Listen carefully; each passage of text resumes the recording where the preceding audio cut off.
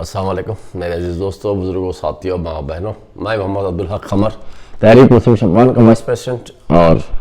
BRS का founder. बड़े अफसोस के साथ आज हुकूमत तेलंगाना के ख़िलाफ़ मुझे बोलने के लिए मजबूर होना पड़ा है। सबसे पहली चीज़, तेलंगाना हुकूमत का काम है कि हिंदू, मुस्लिम, सिख, ईसाई सब आपस में भाई भाई के तरीके से सबके साथ वैसे ही ट्रीट करना चाहिए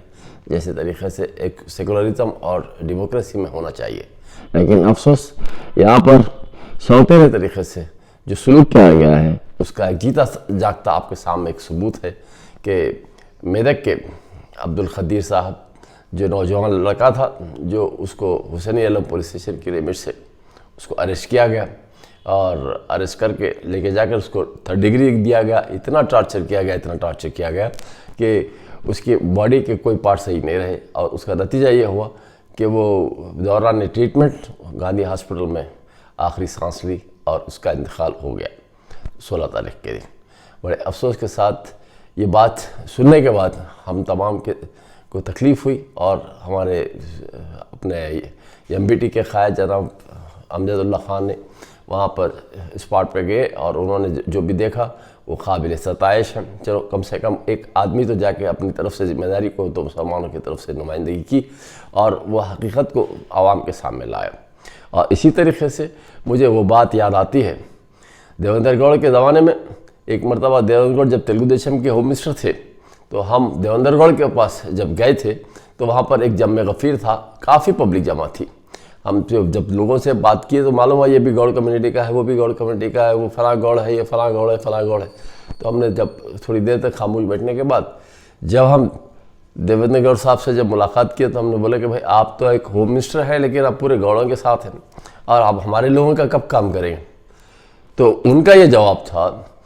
कि मुझे गवर्नमेंट ने गौड़ कम्युनिटी के नाम से मुझे ये मिनिस्ट्री दी है और गौड़ कम्युनिटी का अगर मैं काम नहीं करूं तो कल के दिन क्या मैसेज जाएगी कि जो अपनी कौम का नहीं रहा वो दूसरों के लिए क्या काम करे।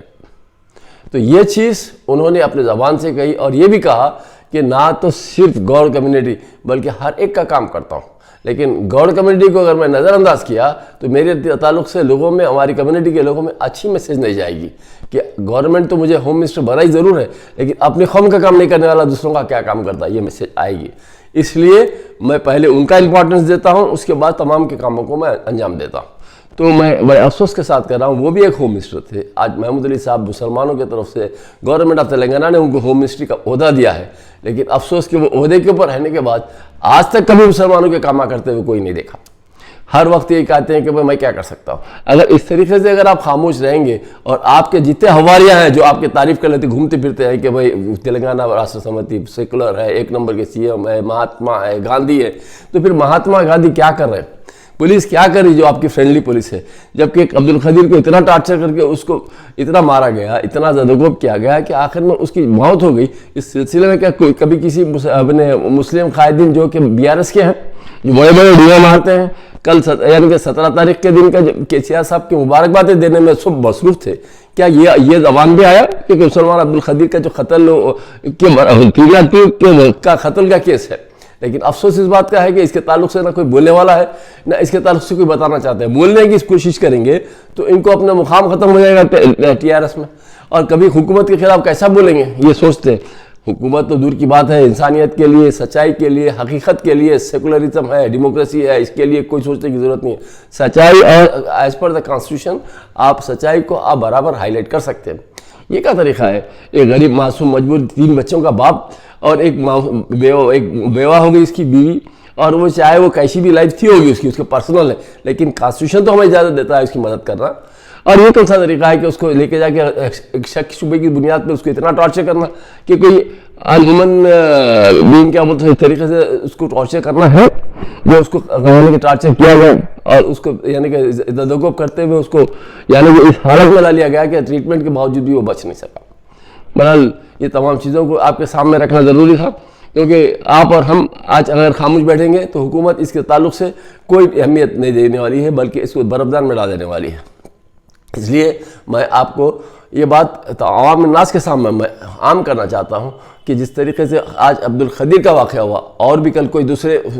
مسلم کا ہو سکتا ہے، کسی کا بھی یہ پولیس والے تعصبیت برت رہے ہیں. تعصبیت برتنے کی وجہ یہ ہے کہ یہ لوگوں کی پولیس کے آفیسرز کے پاس بھی ذہنی طور پر یہ لوگ بھی کمیونل ہوتے چلے جا رہے ہیں. جو ماحول کو دیکھ رہا ہوں میں دن بدن، جو پہلے جو سیکولرزم تھا، جو آپ اپنے جو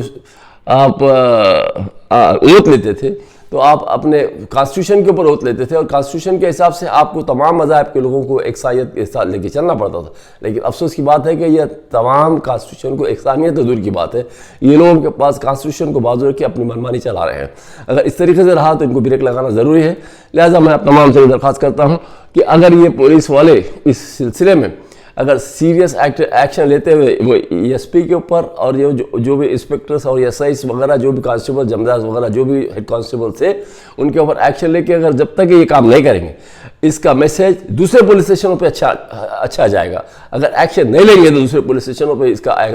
میسیج غلط جائے گا اور اس کا نتیجہ یہ ہوگا کہ آج ایک پولیس اسٹیشن پہ وہ اور کل 10 پولیس اسٹیشن پہ اسی طریقے سے یعنی کہ وکٹمس پریشان ہوں گے. تو لہٰذا یہ کرائم ڈپارٹمنٹ جو ہے ان کے پاس انٹراگیشن کا ایک طریقہ ہے اور ایلیگلی طریقے سے ایک دن کے لیے رکھ سکتے ہیں قانونی اعتبار سے، لیکن 4-8 دن رکھ کے اس کو ٹارچر کرتے ہیں اور اس کو اپنے ریکارڈ میں نہیں رکھتے ہیں، لیکن برابر وہ بدماشیاں برابر کرتے ہیں جو ان کو کرنا چاہیے. اور کیونکہ آن ریکارڈ نہیں ہوتے ہیں، کل کے دن اگر آپ سرچ وارنٹ لے کے جائیں تو اس سے پہلے ان کو پولیس والوں کو کورٹ کے تھرو سے معلوم ہو جاتا ہے کہ بھائی سرچ وارنٹ لے کے کوئی آ رہا ہے، لہٰذا اس کو وہاں سے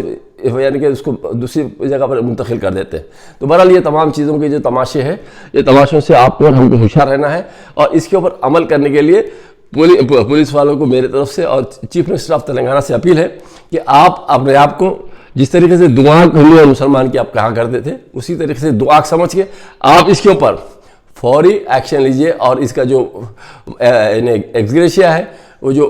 وکٹم کو دینا چاہیے جو ریزنیبل ہے وہ دیجیے. اور ملازمت کے لیے ڈبل بیڈ روم کے لیے جس طریقے سے امجد اللہ خان نے کہا اور ہمارے مشتاق ملک صاحب نے بھی کل ایک لائیو آتے ہوئے تفصیل سے یعنی کہ تمام کو واقف کرایا. اور انشاءاللہ جس طریقے سے ہم چاہتے ہیں ویسے تو میں اپنے آپ تمام سے ایک سیکولر آدمی کے حیثیت سے میں یہ تمام اپنے خیالات آپ تمام کے سامنے رکھ رہا ہوں. امید ہے کہ آپ لوگ تمام اس کو غور کریں گے اور اس کے اوپر عمل کرنے کی کوشش کریں گے. السلام علیکم.